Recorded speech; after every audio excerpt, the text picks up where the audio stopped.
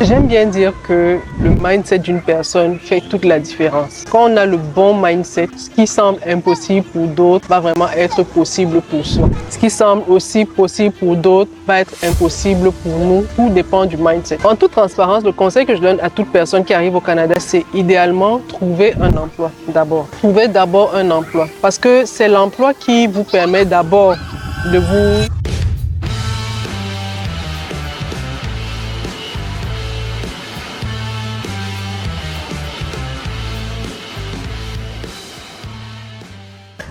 Est-ce qu'un nouvel arrivant au Canada peut se lancer en affaires? Est-ce qu'un nouvel arrivant au Canada peut déployer un business quelque temps après s'être installé? C'est à cette question-là que je vais répondre dans cette vidéo. Salut à tous, bienvenue sur la chaîne Réussir au Canada. Je suis Priscilla Tanganambida et sur cette chaîne, je partage avec toi toutes les astuces pour réussir ton immigration et ton intégration au Canada. Alors, est-ce qu'un nouvel arrivant au Canada peut se lancer en affaires, peut déployer un business quelque temps après être arrivé au Canada? En toute transparence, le conseil que je donne à toute personne qui arrive au Canada, c'est idéalement trouver un emploi d'abord. Trouvez d'abord un emploi parce que c'est l'emploi qui vous permet d'abord de vous rattacher et de comprendre aussi l'environnement dans lequel vous êtes arrivé. C'est en emploi que vous allez socialiser, que vous allez rencontrer des personnes avec qui vous allez échanger. C'est vraiment les interactions sociales que vous aurez au travail qui vont aussi vous permettre de comprendre l'environnement où vous avez atterri et aussi de vous permettre d'avoir une certaine stabilité financière. Peut-être pas la stabilité utile dont vous rêvez, mais déjà qui vous permet de régler les factures. Ça peut être un job alimentaire, ça peut être un job qui vous permet vraiment de gérer vos factures, d'épargner aussi. Mais je recommande toujours aux personnes, commencer par trouver du travail. C'est vraiment la meilleure stratégie, je dirais. Parce que très souvent, quand on arrive, c'est vrai, on a des preuves de fonds, c'est vrai, on a des économies qu'on a de côté, mais ça va très vite ici.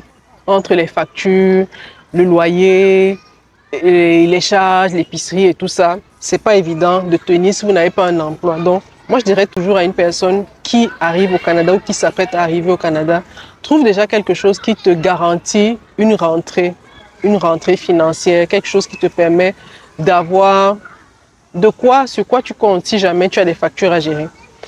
Maintenant, une fois que cela est fait, réfléchis donc à ce que tu peux faire pour déployer un business, pour déployer une activité qui va te permettre de gagner un complément de revenus. On est d'accord que tout le monde n'aura pas la grâce de trouver un emploi. On est d'accord. Il y a des personnes qui vont directement être dans un business, directement être dans une opportunité d'affaires parce qu'elles n'ont pas trouvé un emploi. Parce que financièrement, il fallait qu'elles répondent à une question, comment je paye mes factures. Donc, ces personnes-là ne vont pas forcément passer par la case emploi. Mais comme je dis, c'est vraiment l'idéal de passer par là, mais ce n'est pas une obligation. Si vous ne trouvez pas un emploi et qu'à un moment, vous vous rendez compte qu'il y a vraiment un besoin quelque part, il y a une opportunité quelque part, il y a un problème quelque part que vous pouvez régler et en retour être rémunéré, n'hésitez pas, allez-y. Si vous sentez que vous avez suffisamment circonscrit l'affaire et que vous avez maîtrisé la mise en œuvre de l'affaire. Donc, je ne dirais pas non à quelqu'un qui arrive au Canada, tombe sur une opportunité et a les moyens de développer cette activité-là, a les moyens de déployer cette activité-là. Mais comme je dis, on parle dans le meilleur des cas. Mais si vous ne trouvez pas un emploi, ce n'est pas la pire des choses.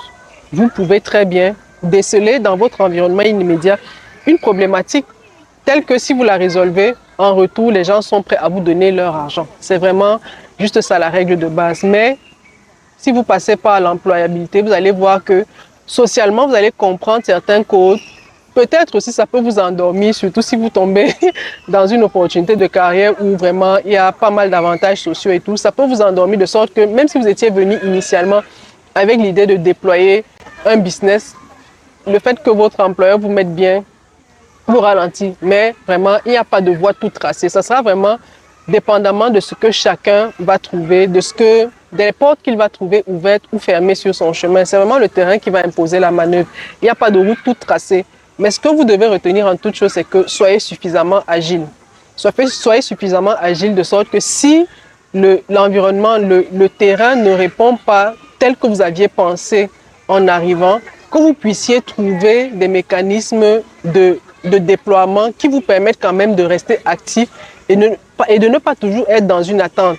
C'est-à-dire que si vous arrivez et vous vous disiez idéalement, je vais trouver un travail et ensuite avancer. Si vous ne trouvez pas un travail, regardez autour de vous. Quelles sont les opportunités d'affaires qui peuvent être développées, vous, à votre niveau? Qu'est-ce que vous pouvez faire stratégiquement? Comment est-ce que vous pouvez vous allier même avec d'autres personnes qui sont déjà dans cette opportunité-là, de sorte que ces personnes soient un levier? Je ne vous garantis pas que tout le monde va vouloir être un levier qui va vous propulser, mais je vous dis quand même qu'il y a des personnes qui sont suffisamment altruistes pour vous tendre une perche dans cet environnement. Et je vais donc vous donner dans cette vidéo les points qui semblent pour moi essentiels pour une personne qui est une nouvelle arrivante au Canada et qui veut se lancer en affaires. Pour moi, le premier point à valider, c'est la problématique qu'on résout.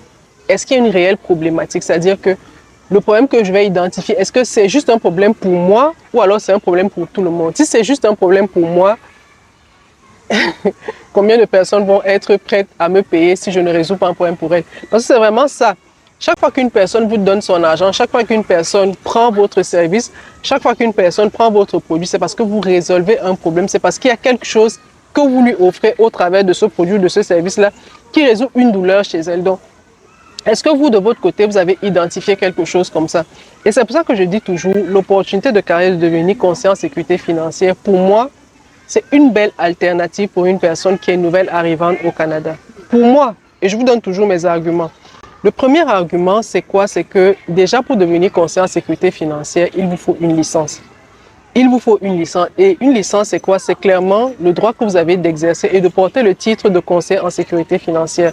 Concrètement, ici, pour porter le titre de conseiller en sécurité financière, il faut avoir passé vos examens. Et c'est les gouvernements des provinces dans lesquels vous allez exercer qui vous donnent, qui vous octroient ces licences-là. Ça veut dire que ce n'est pas tout le monde qui peut se lever et dire « je suis conseiller en sécurité financière ».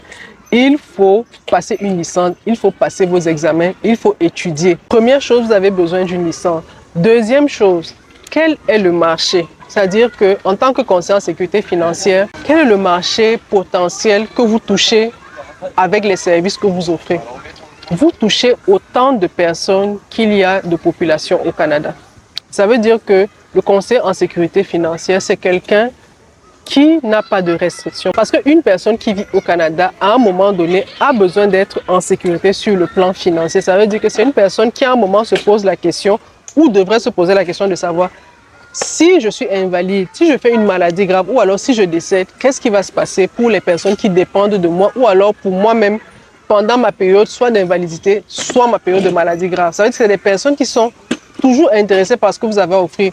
Toute personne qui vit au Canada et qui travaille, qui a de l'argent, qui a des rentrées de fonds, a besoin de savoir comment de manière optimale sécuriser son épargne, comment de manière optimale préparer sa retraite, préparer les études postsecondaires de ses enfants. Donc les solutions que vous offrez sont vraiment pour tout le monde au Canada. Si ce n'est pas quelqu'un qui a un parent, c'est forcément quelqu'un qui a besoin d'acheter une maison. Si ce n'est pas quelqu'un qui a besoin d'acheter une maison, c'est quelqu'un qui a un revenu et cherche comment le mettre de côté. Si ce n'est pas quelqu'un qui a un revenu, c'est quelqu'un qui se dit, dans mes vieux jours, comment est-ce que je vais être financièrement, je veux déjà penser à mes vieux jours, à préparer ma retraite. C'est forcément quelqu'un qui a des enfants, c'est forcément quelqu'un qui a un patrimoine à préserver. Donc, en tant que conseiller en sécurité financière, vous avez tellement de personnes, toutes les personnes, même j'ai envie de dire, sont potentiellement des personnes que vous pouvez accompagner. Parce que toute personne qui vit au Canada a besoin, c'est vraiment une composante clé du système, l'assurance au Canada et aux États-Unis. Donc, pour moi, le fait d'avoir une licence, le fait que toutes les personnes qui vivent au Canada ont potentiellement besoin de vos services, c'est vraiment un élément clé qui devrait suffire pour qu'une personne se dise « je veux être conseiller en sécurité financière ». Le troisième élément qui pour moi est pertinent, c'est vraiment le fait que